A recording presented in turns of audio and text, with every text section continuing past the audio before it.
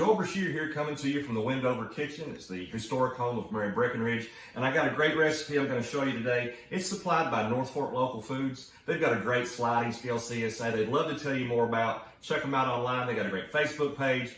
It's a wonderful program. You need to look into it. But today we're going to make something called benedictine. It's a cucumber spread. We're going to be using all local ingredients, and it actually was created by a lady who ran the Courier Journal's lifestyle page. I forget the date, but this is a traditional Kentucky dish, and we're going to get started. So the first thing we got to do is peel this cucumber, and the garbage can's over there. Kirsten, if you want to. I gotcha. Thank you much. I'm going to go over the top. Okay. All right, so we're going to peel the cucumber. While I'm doing that, I'll tell you a little bit about Wendover. A local charity called Leslie County Betterment. We took over the Wendover property. It's been almost exactly a year, and we are operating now as a source of lodging. We do weddings, birthdays. You can come and do any event, meetings, retreats. We have several options for lodging, everything from a traditional hotel room all the way up to a huge cabin rental.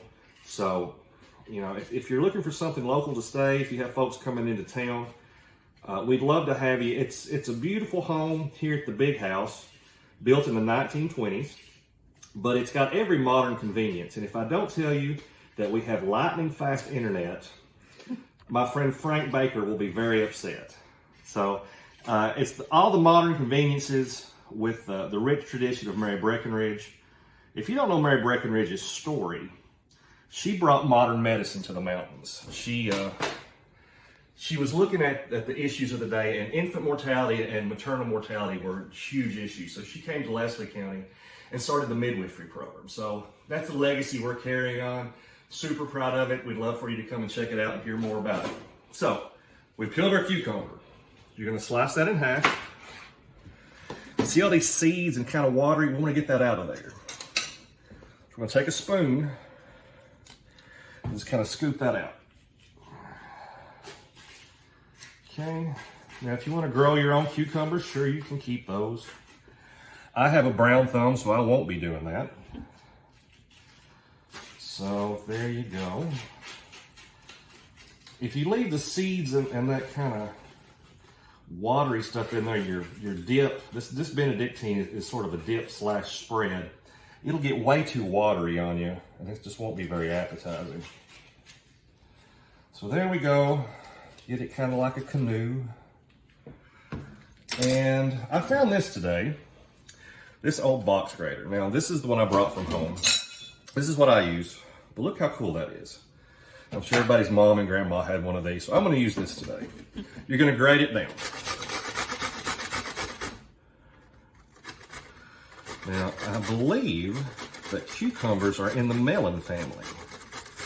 And I tell you that because this smells strongly of watermelon rind. Somebody once told me that the best part of a cucumber is the worst part of a watermelon. I don't know if that's true or not. We're looking for about 2 tablespoons. Now, I don't know about you guys. I don't measure anything. I kind of just go by the heart. And if it looks and it feels right, I'm pretty happy. Let's go a little bit more than that, maybe half of this one. Okay.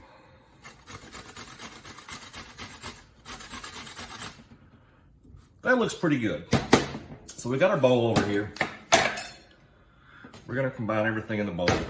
I'm gonna show you actually 2 different ways of doing this. Let's put these for later. Just straighten my board down. Get all that in there, we don't want to lose any. Okay. Now, we've got our green onions here. This is going to be a very green dish. The great thing about these summer vegetables and CSAs is you can eat these vegetables fresh. You get all the nutrients out of them. So these green onions we're going to cut right around here. These will be used for, we'll dip these in actual benedictine, and this will go in the dip. Just a rough chop.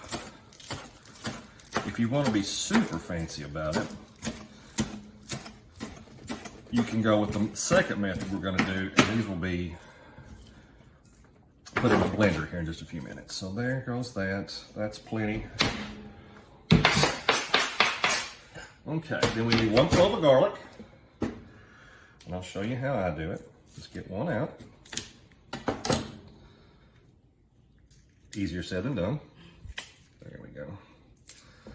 Now, I always like to smash my garlic before I chop it up. I think it gets a little more flavor in there. You want to mince this as small as you can get it. You get more of that flavor.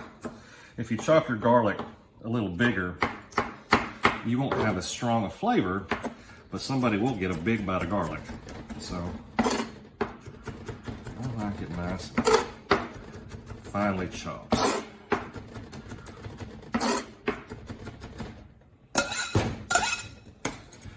I'll show you another tool you can use for that thing. I don't like it as much, but this is called a microplane. You can use this for your garlic too. You can also use it for your onions in this dish. If you have a larger onion instead of these small green ones, you can just go across that and it gets you like a paste almost. Really good stuff. All right, now little salt, maybe 1-2 teaspoons. And we'll adjust that for flavor later. Now, 1 package cream cheese. You know what? I'm gonna hold up on the cream cheese just for a second because I want to show you something. We'll do this. This is white pepper. I don't know if you know much about white pepper. I looked for forever to find this.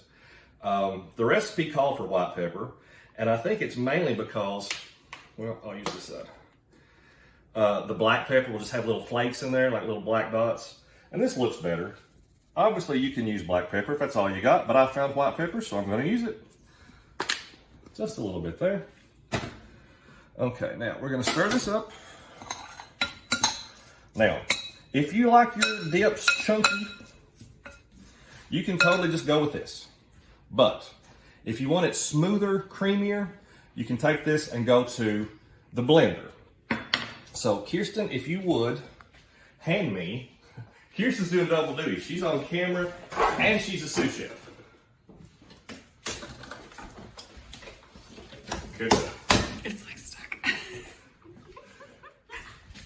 Okay, I'm gonna see if I can find us a plug-in.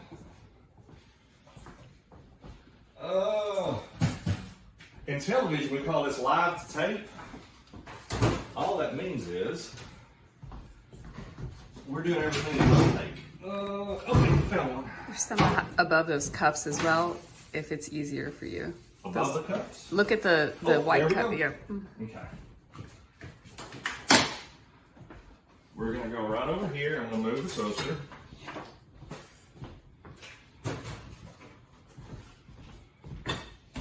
Okay. And while we're dealing with this Ninja, I'm gonna tell you something else that came in this CSA today was kale. Now, I don't know about you guys. I don't love kale. Kale's not my favorite thing, but it's super healthy for you, and you need to eat it. So I'm gonna give you a couple ways to use this. The first thing is what we do with my kids. We have to trick them into eating their vegetables sometimes. So we do what we call confetti shakes. If you take kale, give it a rough chop, take these stems off, you can put it in any smoothie. Fruit smoothies, throw a little carrot, maybe some cucumber in there. And when you put the kale in there and chop it up, it looks like little pieces of confetti. Oh, the kids think that's the coolest thing ever. So confetti shakes. Nothing you can do, chop the stems off, give it a little spray with some olive oil spray, go in the oven, bake it till it's crispy. You got kale chips. Super healthy, super tasty. Make sure you salt those though. Okay. Wanted to make sure I told you about the kale. Now, we're gonna put this in our little blender.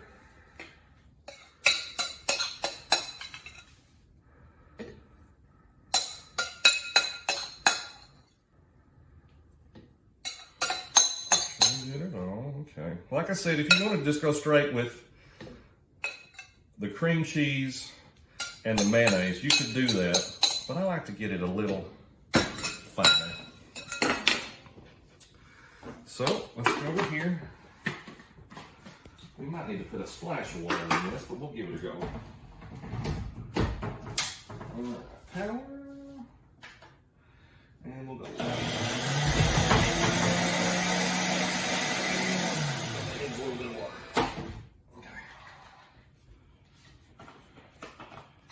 Let's give it a little push up here.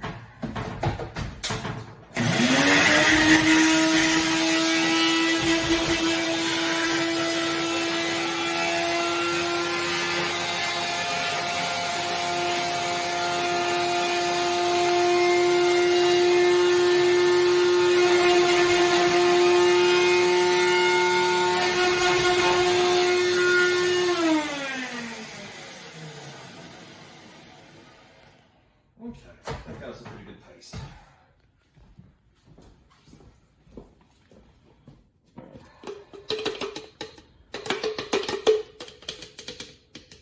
So let's chop it down quite a bit for us.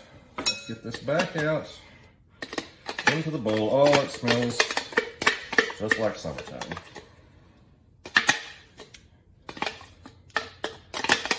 Now, we're going to add 1 block of cream cheese. Make sure it's room temperature.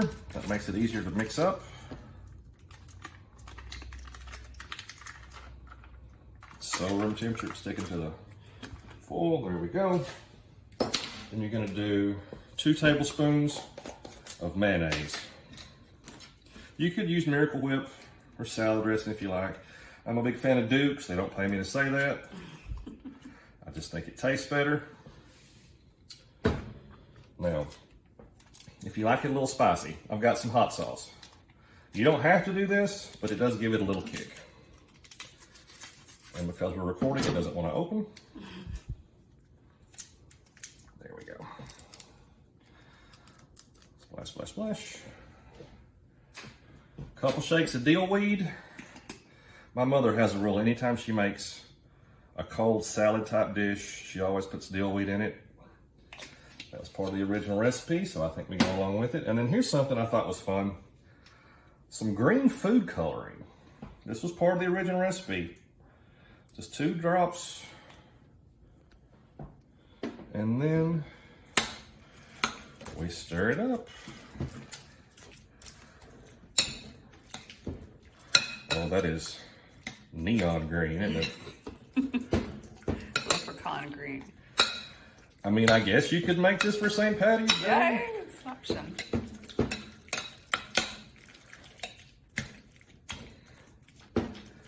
Now, the recipe I looked at said you could do this with a hand mixer. And that might be a little more speedy. I think we're doing okay with this. Let me get my spoon. Where'd my spoon go? Not good enough. We're flying fast and loose here, guys. Okay, we just want to make sure we get all that cream cheese incorporated. See, it's still kind of lumpy. I used a slotted spoon, and I did that on purpose, just to get the lumps out. That is a pretty color, though, once you blend it in. It was looking a little radioactive there for a few minutes, I'm not going to lie. Switch hands. Okay, still got a couple lumps. We'll give it a few more stirs.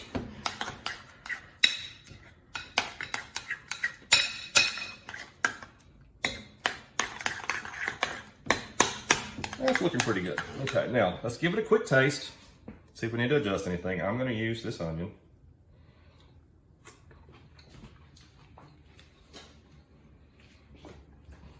I'm going to say it needs just a touch of pepper.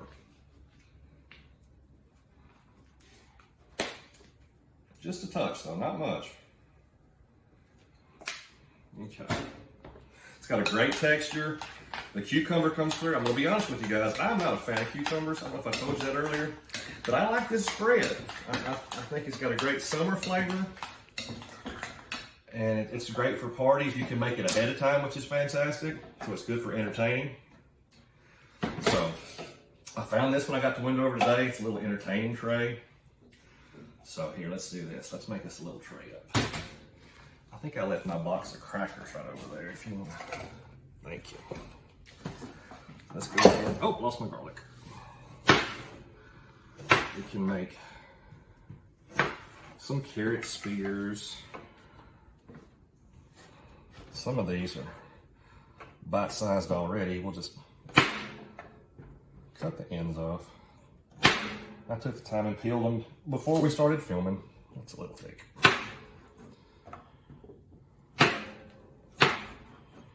Okay, then we got the onions on one side.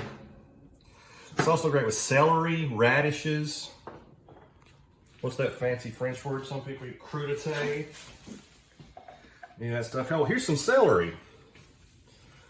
All right, now this is farm fresh celery. It's not like stuff you see in the grocery store, but it's still fantastic. Got a lot more flavor than the stuff you see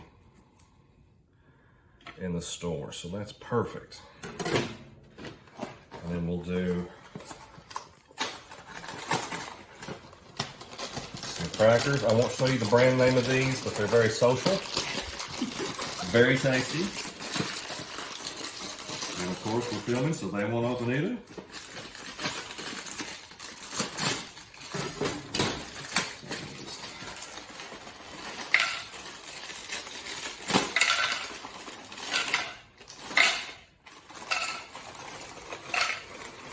Now, you probably want to put this benedictine back in the fridge before you serve it for at least a couple hours. Let it firm up a little bit. Overnight is even better. Those flavors get to melt. But we don't have time for that right now, so I'm just going to dish it up. There you go. Oh, I made a little bit of a mess. But there's a little crudité platter. I'm going to go ahead. There. Okay. Well, folks, I told you about Wendover. I told you about Northfork. I showed you how to make benedictine. I hope you had a good time, and we'll see you next time right here at Wendover.